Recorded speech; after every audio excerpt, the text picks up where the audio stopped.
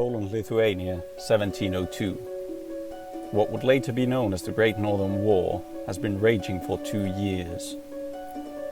The Swedish army has won great victories against the Danes and the Russians, but the Saxon army has escaped during the crossing of the Duna River, forcing Charles XII to look for a decisive battle.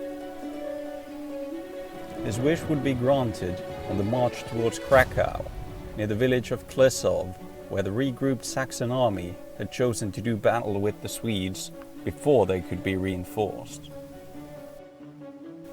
Unbeknownst to either group, the Polish Crown Army, loyal to Augustus II of Saxony, was also in the area, and arrayed into formation on the morning of the battle. The area around Kliszow was marshy, with the river Nida flowing on the western side of the battlefield.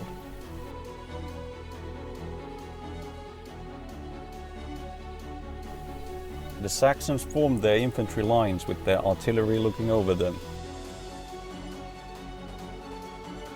Their cavalry split to their flanks, and with the marshy ground and the fieldworks helping to defend against any frontal assault by the Swedes.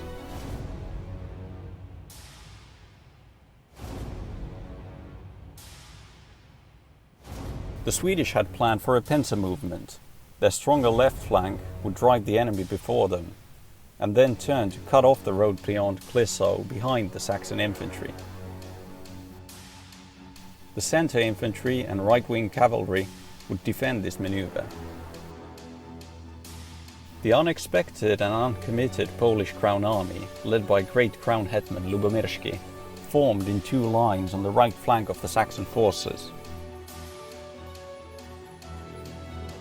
At the front of the line were the winged hussars, a relic of bygone era of Polish hegemony.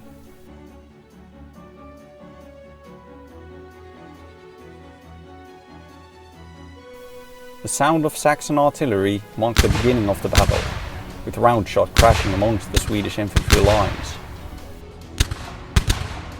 While the Swedish left began moving as planned, the center infantry was unable to advance in an orderly fashion under the heavy cannonade of the Saxons.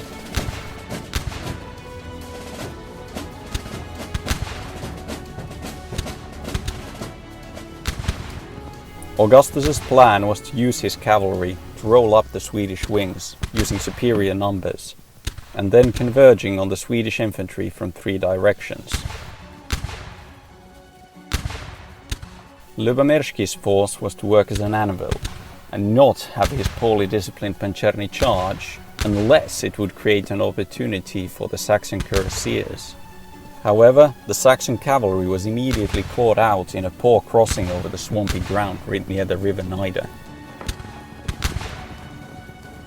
This left one of the Saxon cavalry regiments exposed to a possible charge by the Swedish cavalry under General Reinhold.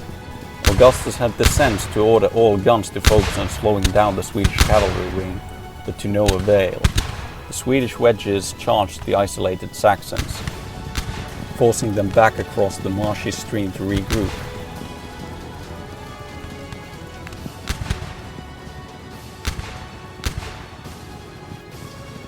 On the Swedish left, the first cavalry charge against the Poles was successful,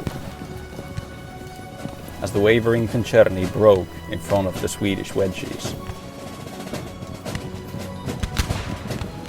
The Saxons countered with charges of their own, as dragoons countercharged the Swedish cavalry across the marshy ground.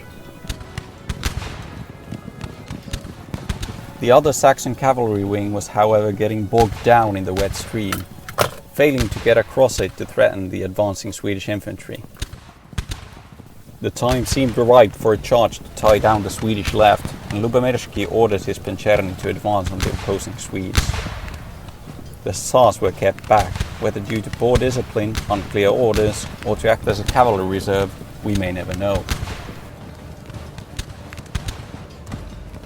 The thundering charge of the pancerny rippled through the Swedish line, and the Swedish lifeguard would have certainly broken, if not for the king's personal courage and valor in rallying his men.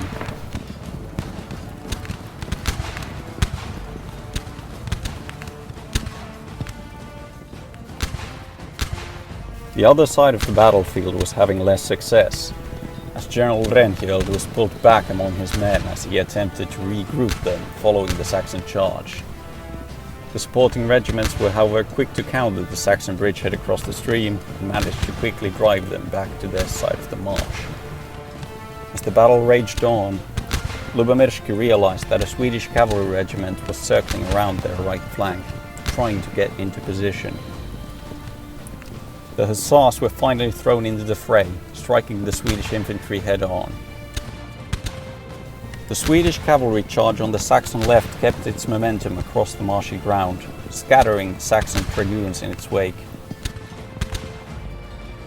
At the same time on the Swedish left, the flanking cavalry regiments barreled through the Pancerni, leaving the Polish nearly surrounded. A desperate charge by the Polish reserve manages to drive away the unsupported Swedish flanking regiments.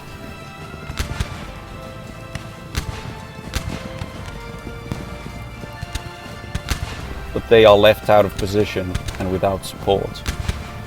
They were immediately scattered by a countercharge by the main Swedish advance to their side. As the Polish flank is crumbling, the charge of the hussars loses its momentum against the pike-armed Swedes, and one by one, the Polish banners begin retreating from the battlefield.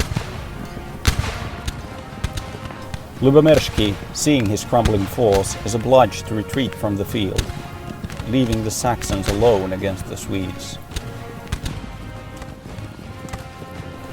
While the Polish vacate the battlefield, the Saxon left faces its own demise as the Swedish cavalry smashes through the remaining dragoons. The Saxon infantry general Schulenberg is left with no choice but to react. Leaving his fieldworks, Schulenberg issues a flurry of orders to try and salvage the situation. If even one of the Swedish commands is broken, the Saxons will be able to execute a fighting retreat. The first infantry firefights of the battle take place, as the Saxon muskets begin to rip through the Swedish lines over the marshy ground.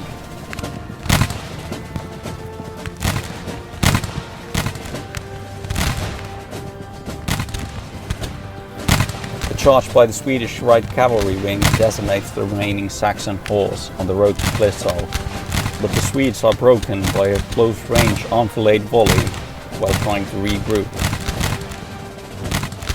While the few Saxon infantry regiments are holding most of the cavalry at bay, one Swedish regiment manages to move along the road in a column screened by another charge and now threaten Augustus's camp and artillery. The Swedish infantry begin a charge over the marshy ground against the Saxon lines, but achieve little. The Saxons are, however, being surrounded, as the now open right flank is being encircled by the Swedish cavalry. The Saxon flank crumbles under the pressure from both side and front, and the artillery crews are forced to spike their guns and leave them.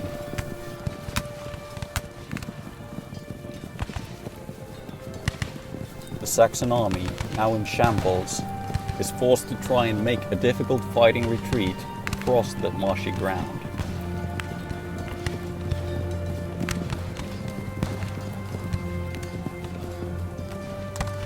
The Swedes have managed a stunning victory, having lost very little and cutting off the Saxon retreat. Thank you for watching, and thanks to Little Wars TV for organizing this quick strike video campaign.